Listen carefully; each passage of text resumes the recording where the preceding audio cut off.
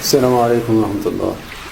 اختلف الباحثون والعلماء حول أن الملك رمسيس الثاني هو فرعون موسى ولا لا.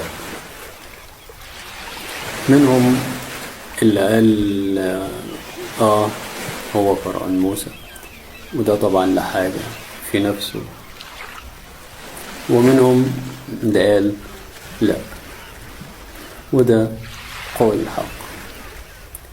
ثم جاء الباحثين في الأديان وقالوا كلمتهم اللي هي كلمة الله سبحانه وتعالى وحكمه في الموضوع ده.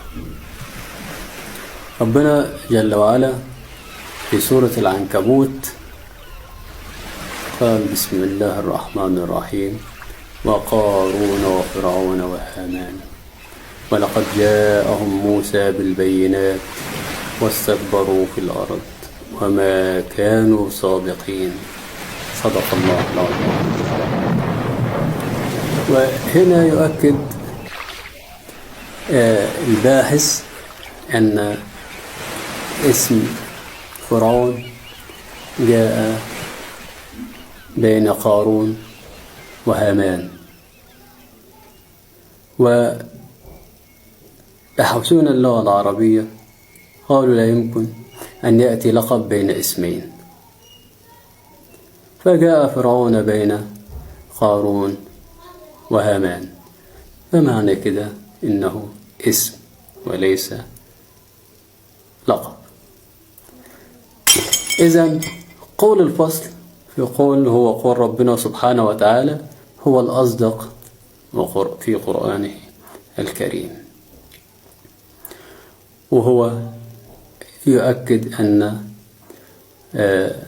ملك رمسيس الثاني ليس بفرعون موسى.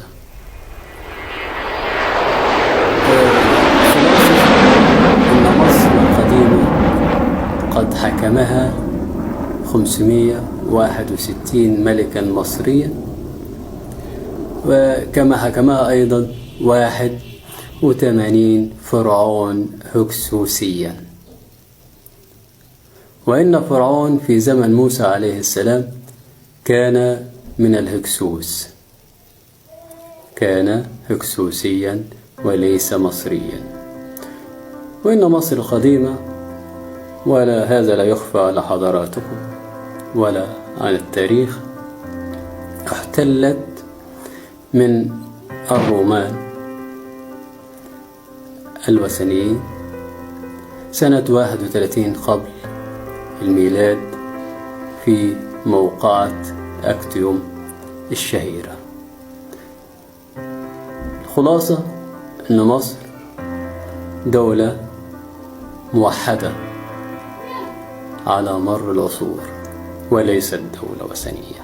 دمتم ودامت مصر بخير فضلا وليس أمرا لو ما اشتركتش عندي يا ريت تشرفني باشتراك حضرتك حالا، ولايك أكون سعيد جدا، و5 كومنت على ذوق حضرتك، واكسبلور كتير علشان الفيديو زي ما وصل لحضرتك يوصل لغيرك. والسلام عليكم ورحمة الله وبركاته.